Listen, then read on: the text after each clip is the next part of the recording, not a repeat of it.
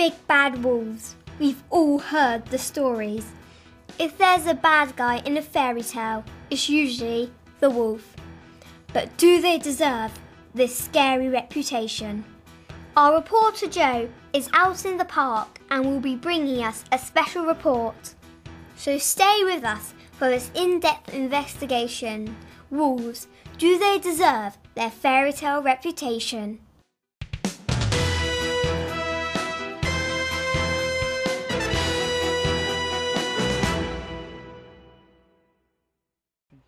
In today's special report, I'll be deep in Wolf Woods to see if wolves deserve their bad reputation.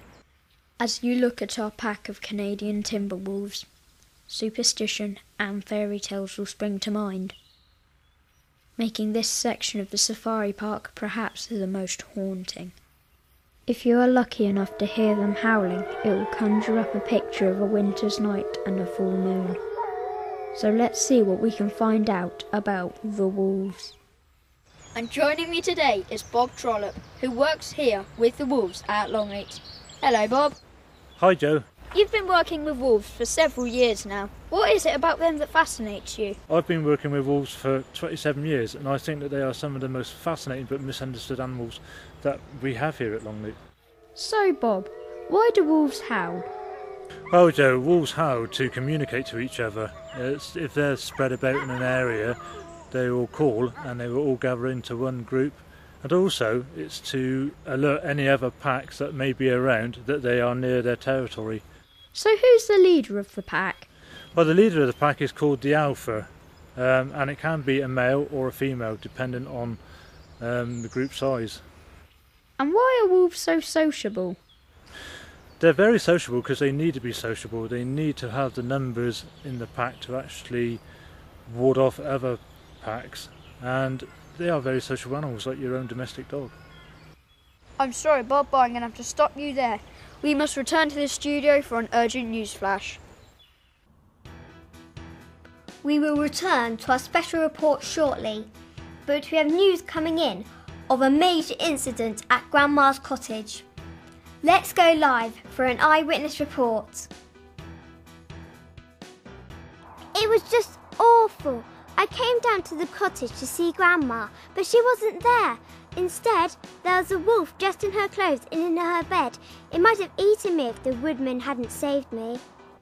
Well, a shocking story there. Grandma is missing and a young girl who had a lucky escape. More on that story later. Joe, what's happening where you are? Any sign of Grandma? Hello, Annie. I'm still here with Bob. I can see if he can shed any light on what's going on. So, Bob, it looks like the reputation for wolves attacking people may be true. Well, Joe, we must remember that this is a fairy tale and not true life. Wolves are carnivores, which means that they do eat meat, but grannies most definitely wouldn't be on the menu.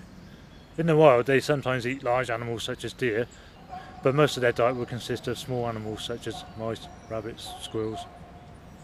Fairy tales have been written to try and teach important lessons to us humans.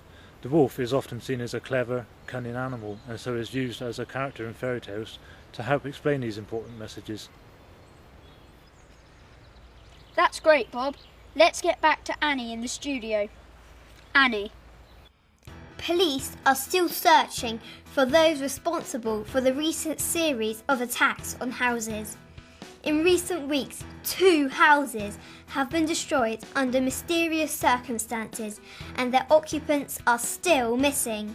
In a recent development, the search for the culprit is now focused on a big bad wolf. In fact, the big bad wolves have recently been seen playing with materials that are possibly from one of the houses. Well, Annie, young wolves can be quite playful, but I'm not sure if that stick came from the little pig's house. Well, what do you think, Bob? Are wolves really capable of knocking down a house? No, Joe, they're not. Wolves are very playful creatures and are distant relatives of our domestic dog. How often have you seen a dog knocking down a house? I don't think so. However, you will see it playing with a stick. Wolf behaviour is not much different to a dog.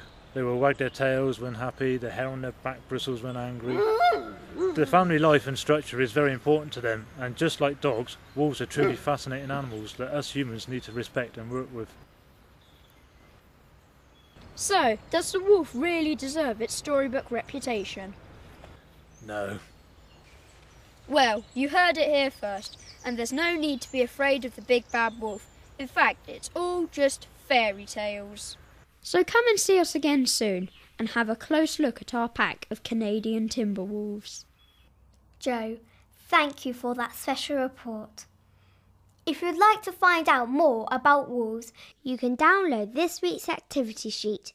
Just click on the green download button. And for our next show, we have had a request from 2 of our viewers in Hampshire. Hello, I'm Andrew and this is Esme. Here at Amport Primary School, we are learning how animals move. Could the junior rangers come and visit us and help us find out more about animal movements? So come and join us on the 2nd of July for animal movements. but in the meantime, the search for Red Riding Hood's grandma continues. This has been Junior Ranger's special report with me, Annie. And me, Joe. Good night and sleep tight.